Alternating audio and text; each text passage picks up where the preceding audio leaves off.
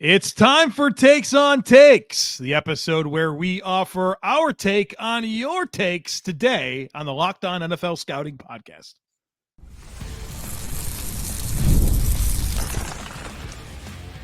You are Locked On NFL Scouting with the Draft Dudes, your daily podcast for NFL and college football scouting. Part of the Locked On Podcast Network, your team every day. What's better than this? It's guys being dudes here on the Locked On NFL Scouting Podcast. We're the Draft Dudes. I'm Joe Marino from Locked On Bills. He's Kyle Crabbs from Locked On Dolphins. And we are your NFL experts here with you daily to talk team building across the league on the Locked On NFL Scouting Podcast with the Draft Dudes, part of the Locked On Podcast Network, your team every day. Want to issue a big thank you, shout out, and welcome to our everydayers. Those of you who never miss a single episode, we appreciate y'all being here very, very much. Today's episode is brought to you by Game Time. Download the Game Time app, create an account, and use code LOCKEDONNFL for $20 off your first purchase. Terms apply. Joe, people seem to think that the New York Jets are going to be trading for Davante Adams based off of Aaron Rodgers' comments at the golf tournament the other day. Did you see it? I'm unfamiliar. He was asked some about Luke Getsy and what he would do with Davante Adams this year, and Adams said, yeah, Luke's a great coach. Looking forward to see what he does this year. Davante's a great player. Look forward to playing with him again. And that was like the comment that he had on Davante Adams. So now my timeline is inundated with people who are convinced that the Jets are going to trade at the trade deadline for Davante Adams. So here's my take. Maybe they will. Here's my take for Takes on Takes. All right. The Jets are going to trade for Davante Adams at the trade deadline. I need your take on my take, which is the whole spirit of Takes on Takes. I think you can certainly imagine a world where this happens. The Raiders could be a middling team that don't really have a path to the playoffs, while the Jets are knocking on the door, need a little bit more firepower on offense. Maybe Mike Williams is injured. Maybe Malachi Corley's not ready to be an 80-target player, and they say, you know what? Aaron Rodgers had a lot of success throwing the ball to that Davante Adams guy. We got to have it. So you can absolutely see this as a possibility. The trade deadline this year is November 5th. They moved it back a week. Yeah, it's a new thing. Week 9, right? You know, I'm sitting here trying to get the exact date on the Raiders schedule to give an idea on who they play before that. And my favorite website in the world has a pop-up that was no. So, yeah, I'm not happy about it. It is week 9, and they're going into their bye week. The week of the trade deadline is their bye week. So here's the teams that they play, the Raiders. Because I think a lot of this, as far as their interest in moving Davante Adams, is dependent upon what the Raiders are as a team, right? Right. Week 1 at Chargers. Week 2 at Baltimore. Week 3, home against the Carolina Panthers. Week 4, home against the Cleveland Browns. Week 5 at Denver. Week 6, home against Pittsburgh. Week 7 at LA Rams, coming off of a bye. Week 8, home against the Kansas City Chiefs. Week 9 at Cincinnati Bengals. I think they at best have 4 wins. I had 2 wins and 2 maybes. So maybe 4 or 5 wins at that point. So they'd be 4. I think if you're 4-5, you probably stick in it, right? Because you come out of the bye, you get to go to Miami, but coming out of your bye, so you get the extra preparation for that game. Then you're home against the Broncos. Then you have to go to Kansas City and Tampa Bay back-to-back. And then you finish with 3 of 4 at home against the Falcons, Jaguars, and Chargers. And your only road game in the final 4 weeks of the season is at New Orleans. So you think if they're 4-5 or better, they stick in it. You saw 2, 3, and 6 teams make the playoffs last year, right? And I think the Bucks were pretty cool. Were they 4-7 or something like that? So, but Davante Adams, you got to maximize the opportunity. I don't know. You're not winning I got news for you. The Raiders are not winning the Super Bowl this year. They're not winning the West either. They're probably not winning it next year. So, what's your window to maximize what Davante Adams can give you as a player? Right now, it's tough for me to I think it could be a decent team, but is Davante Adams right a player you should be deeply connected to if you're the Raiders in year one of a new regime as a north of 30 receiver. Did you hear what his quote was on the wide receiver show about the benching of Jimmy G? I had receivers queued up to watch last night, and I didn't have any juice left. Yeah, so maybe tonight I'll watch it. Can I give you a spoiler? Sure. He said he I'm paraphrasing, but he's like, I signed off on it. Benching Jimmy. Okay. And something about this was something that needed to happen for me to remain a Raider or something like that. Like, it was a very interesting comment. Yeah. But, I'd be a little ticked off too if I was Davante Adams and got myself traded to the Raiders and nothing has happened since you went to the Raiders the way that it was supposed to. And now you're sitting here on the other side and you're looking back at Green Bay and you're like, well darn. Davante has nobody to blame but himself, man. He made it very clear. It was all about money for him. He told us very clearly it was about money for him. And congratulations. You went to the Raiders. You went to a no state income tax. You got all the dollars. You're not winning games. So how'd that go for you, bud? Well, he caught 100 balls. He's caught 100 and 103 balls in 2 seasons with 22 touchdowns. And to quote the great Kyle Crabbs, somebody's got to catch a ball. Somebody's got to catch a ball, right? Right. Yeah, averaging 177 targets in his 2 seasons with the Raiders, which is more than he ever got. Although he got 169 his last year in Green Bay, but good stats and good money, buddy. There you go. You got it. He's going to be 32 on Christmas Eve this year. So to your point about I think DeAndre Hopkins is a good inspiration of a player that could still be an impactful player as you get into your mid-30s at the wide receiver position that has a lot of parallels to Davante Adams as a player. But we saw what the market looked like for Nuke Hopkins when he was on there, and it took him a really long time to find a team that wanted to give him a mildly competitive contract. Another guy that wanted the money, right? Right. Very clearly, the number one priority was the money. And that's fine, right? Yeah. But when your head coach is fired and then Will Levis is your quarterback and then Gardner, you can see the parallels. Don't throw Will Levis under the bus here. I am concerned. All right, dude, you are ready to get into the takes? We already did, but yeah. I know. I gave you a take. From the people. Yeah. They spent their time giving us takes. They want to hear their takes. Great. Let's start with this one. Maniath says, I like so much of this Texans team, but the amount of hype needs to come down. Going from a last place schedule to a first place schedule where the entire league is targeting you as a contender is such a drastic step up in difficulty. And for a team that, while had awesome moments, also had some really ugly games versus one of the weakest schedules in the NFL, the expectations that the Titans are the team beneath the Chiefs is a little ridiculous to me. You mean the Texans are the team? The Texans. Did I not say the Texans? You said the Titans. Brother. The exception. I agree that the Texans are the team. Yeah. The Texans. Yeah, a lot of competitiveness in the conference, right? I think a young team dealing with some of the dynamics that they mentioned is a very good point. Now, I do think they have a leg up on that division. So I think that gives you a nice opportunity, but Tennessee spent a lot of money. And you don't, I believe, play Tennessee early. Your first game against Tennessee is week 12. So if that's a team that spent a lot of money, brought in a lot of good players, things gel early in the season for them, that could be a tougher out than if you caught Tennessee early in the season. They also catch Miami and Kansas City and Baltimore and Jacksonville and Dallas and Detroit. These are all week 10 and later opponents for Houston. So I think that schedule is certainly something for them that it's going to have to break the right way for them to be the team that a lot of people think they are. I'm in on Houston. I think they're going to be a good football team. I think they're going to win that division. I think they have what it takes to make noise in the AFC. Am I crowning them? No, not yet.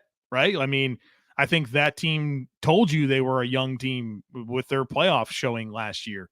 So there's a lot to like, but I think there's a lot of growing up to do. And it's a different vantage point as a team that has high expectations and a team that has they've been reading the press clippings down there in Houston. You could tell.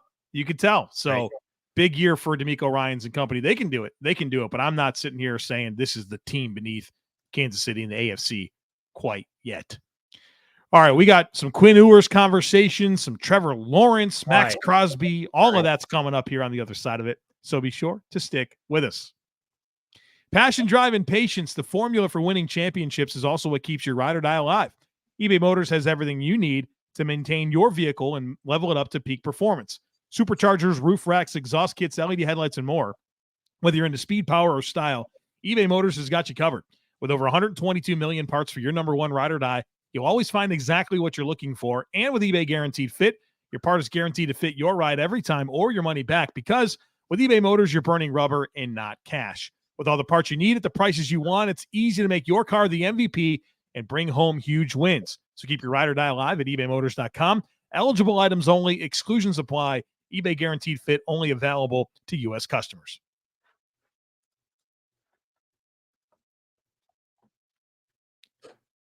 Dolphins craze says Quinn Ewers. No. Dolphins craze is not going to hijack the show with another Quinn Ewers reign. He knows what he's doing.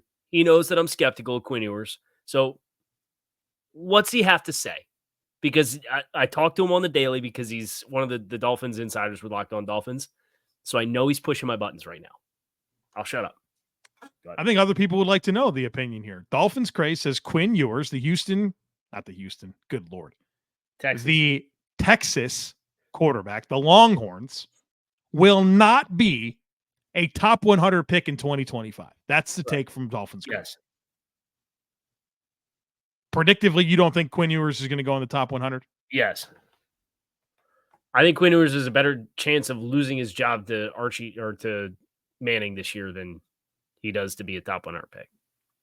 And that's for some people who are reading mock drafts and seeing quarterback rankings. And he's up there all the time. Watch the tape from last year. That was the hardest part of watching A.D. Mitchell and the offensive linemen they had, and Sanders and Brooks. It's like, man, this quarterback stinks. Yeah, they would have won the national championship with average quarterback play. And look, he's got a live arm. He can make some really exciting throws. He can put a lot of RPMs on the football. He's got some really splash wow throws. If you cut up his top 20 throws, you're going to be really impressed with what that reel looks like. But the down-to-down execution of the offense, I thought was very underwhelming. It's going to be a big year for Quinn Ewers. Big year. Maybe he puts it together, but I know one of the big things with him last year was like he dropped all the weight so he would have more mobility. And he was like another one of these college 6 foot, 205-pound quarterbacks, which you don't love either because he's been banged up at times. Halil's Real Football Talk. Trevor Lawrence's contract was actually a great deal to strike for Jacksonville. $55 million annually may be on par for the high mark with Burrow, but at the time of the signing, his 21.5% of the total cap only ranks 10th league-wide. They can prorate a good amount of it due to 4 consecutive bonuses, and he won't be on the books for $50 million plus until 2029, when he's not even turned 30, along with just having contractual control on what at worst should be a fringe top 10 quarterback across that time. Yeah, the next 3 seasons of cap hits for Jacksonville is 15, 17, and 24. You feel really good about that. And there's no restructure workability there, right? Because you should with those. They built it into the structure of how the option bonuses work. The signing bonus was half of what Jared Goff got.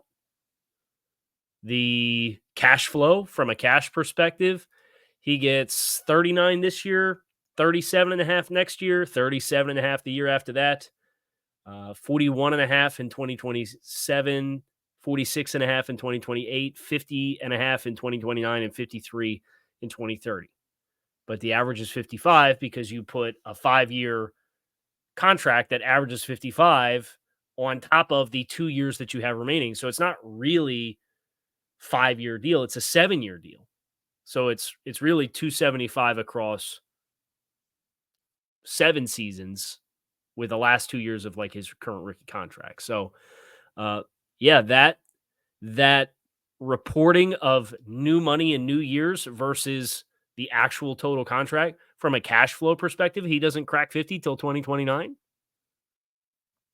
It's an excellent deal, but he got the big PR win, and the agency, let me see, he's represented by MGC Sports. They got the big PR win for the number one quarterback contract in football because he got $55 million per. And when in reality, he will never collect $55 million in a single season, of course, over the course of this entire contract. No matter how many times we're aware of it, wait for the contract to come out. We still have to react to the initial new money presentation, which is exactly what they want you to do. Yep. And we fall for it every single time. So yeah, you can have questions about Trevor Lawrence, and I think that's fair.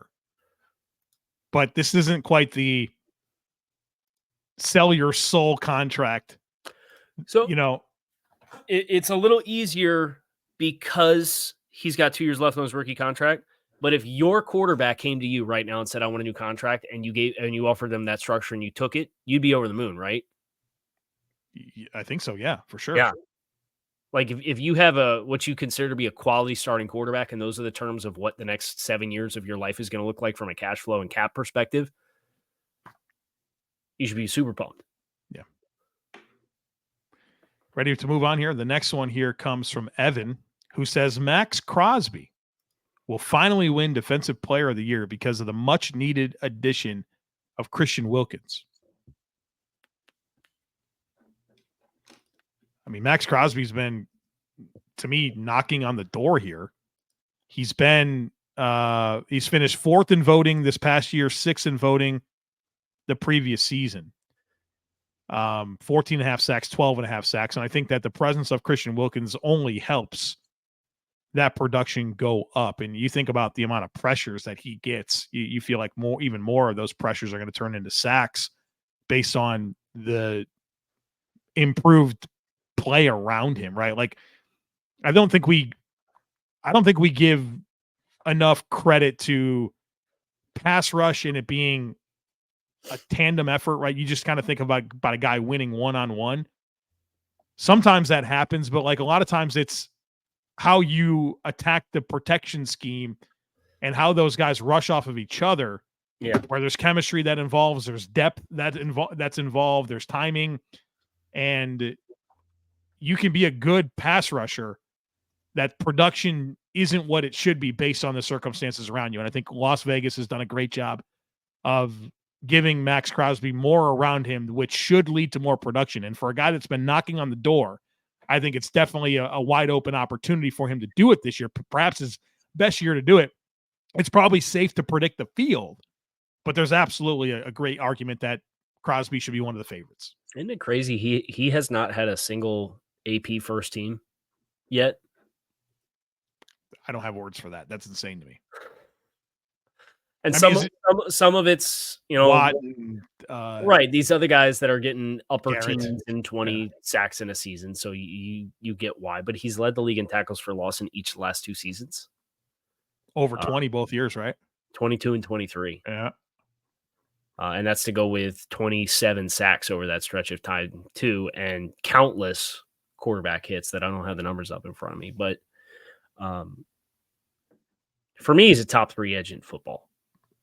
So, yeah, if he puts up comparable production to the last couple years, if Christian frees up some more opportunities, and he was really good at that early in his career in Miami before the Fangio scheme came into play, I think you can say this should be one of the odds-on favorites to win the award this year. Thomas says Aaron Glenn, who's the defensive coordinator for the Detroit Lions, due to finally having a good defensive roster, will be recognized as a top 10 defensive coordinator in the league and be one of the front runners for a DC to become a head coach. I hope so. I like Aaron Glenn. I think this picture for Detroit is coming together a little bit more as far as the personnel, and we kind of acknowledged what they did and didn't have the first couple years of this build, and they've really continued to invest in the defense. Could still think they could probably use another edge guy in their rotation. I know what Jerry Hughes just came off for his 30th season. He went back to Houston, I think, was it? Yeah, he's back. But there's a few vet guys that are still out there that I think if Detroit could end up landing one of those, you'd feel really good about the outlook of the depth chart on that side of the ball, where that hasn't necessarily been the case in certain spots. So I think there's a lot of potential in him coming off the Campbell tree. I think we kind of already perceive him to be a player's coach based off of Hard Knocks. I could see there being some momentum to start to go after somebody trying to replicate that. Yeah. Love the improved corners there with Arnold. I have high expectations as a rookie, trading for Carlton Davis. Yeah. I mean, nobody ran the ball in Detroit last year. And they had a bunch of it was all mobile quarterbacks that put good yards on last year. But they didn't have Aleem McNeil last year, or DJ Reader. Of course, they had Aleem McNeil. Yeah. Their running mates were not good. And now they have two crazy horses there. Yeah. That defense is going to be just fine this year. All right, we're going to talk a little Kyle Shanahan, a little Sean McDermott, maybe a little Packers on the other side of it, so be sure to stick with us.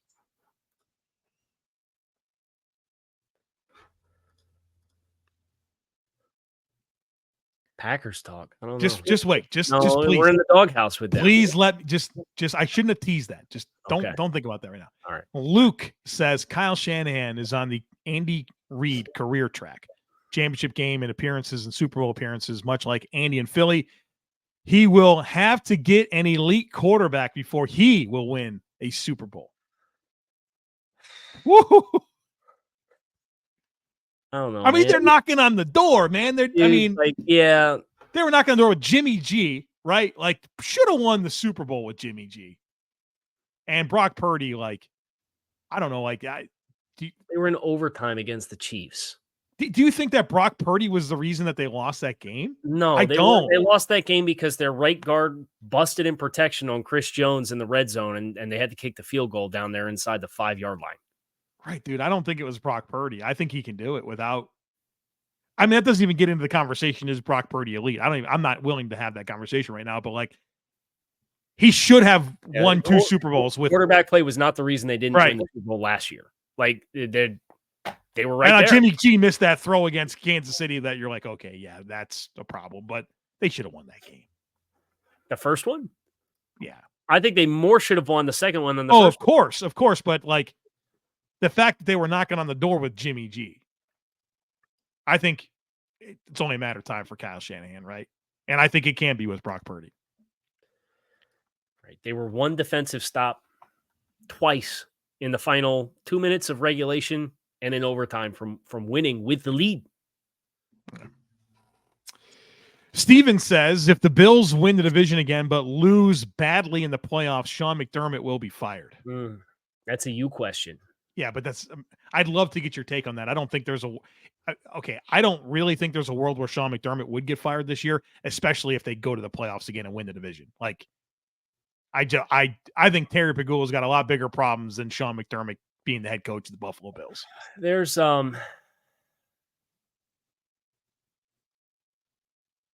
always this push and urge for hot seats, right?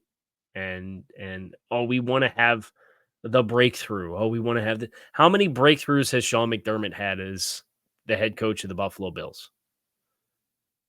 They broke the playoff drought in 2017, right?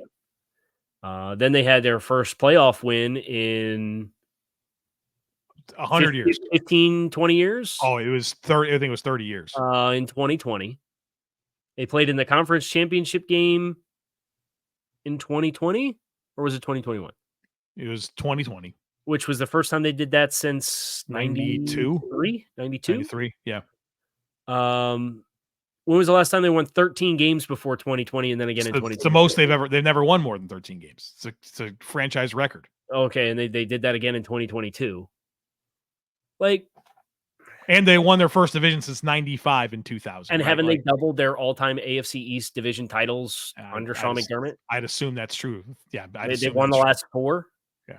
How many division titles, AFC East division titles, do the Bills have? I think it's 8. It's 8 or 9. Yeah. So, I get it. I'm living it, every fan base respectively, unless you're Kansas City, lives it. Like people want to fire Kyle Shanahan, like we're talking about with Sean McDermott. I don't know, dude's 13-3, 11-6, 13-3, and 11-6 in the last 4 seasons. Like if they make the playoffs and win the division, like why? Because Marty Schottenheimer got fired one time when he went 14-2. Like this is an okay thing to do. That's not to say the Bills wouldn't necessarily do it. I'd be stunned if they did, but it certainly doesn't make it a good idea. What do you get? Bring in Bill Belichick? You get lure, some Bills fans would like that. Yeah. You're going to lure Ben Johnson away from Detroit. Yeah, I think it's there's so much reaction to the game is results oriented versus process oriented, and I get that it's a results driven league to some degree, but these are results that every team other than probably 4 or 5 teams over the last 5 years would trade their individual successes for. And like getting rid of that, you have to have a very specific, elaborate, and diabolical plan and have it work for it to be good process to move on from this, because sometimes it's just not your turn, unfortunately. And that's not the guarantee it will be your turn, but you put yourself in a position for it to be your turn every year, every time you win the division and punch your ticket to the postseason. The people that think that this should happen are the ones that would say that Josh Allen's a special player and it's unacceptable that it's been this long and they haven't won the Super Bowl. That's what they're going to tell you. Okay, go look at John Elway's career. Dude, I get it. It's just unfortunate that Patrick Mahomes and Andy Reid exist at the same time that the Bills are at the team that they currently are. Right, and Andy Reid won't exist that whole time. Right? Because Andy Reid's going to retire sooner rather than later. I'm not saying he's going to retire after this year. If Josh Allen plays till he's 35, Andy Reid's not going to be coaching when Josh Allen's 35 years old. Yeah, you won't convince me that Josh Allen's going to be stiff arm for his entire career. Like it's Aaron Rodgers. It happens eventually. Drew Brees. It happens eventually. I don't think he's the next Phillip Rivers. I don't. All right. The next one here comes from Mandy. Mandy says Aaron Rodgers will have a low performing season and result in Robert Saleh getting fired. Give me your definition of low performing season. What does it mean to have a low performing season for Joe Marino? We can't get Mandy's definition, so I want your definition. Like last year in Green Bay type of season?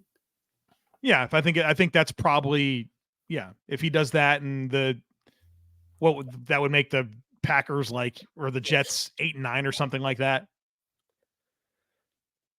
So let's see, that's 3,700 yards, 26 touchdowns, 12 interceptions, 8-9 record. Does that get Saleh another year? Some would have to go wrong for the defense if they got that kind of production, right? Just because they've been so bad at quarterback. Like I look at those numbers, even those numbers, I'm like, that with that defense, you'd expect that's probably double-digit wins. But if it's not, I'm wondering what else went wrong. But I don't think Robert Saleh's got a long leash, nor should he have a long leash with how he's handled a lot of things, not just the quarterback stuff. And things, I mean, his coaching ability is going to be more revealed, I think, once the quarterback, assuming the quarterback plays where it should be with Aaron Rodgers. Like, right.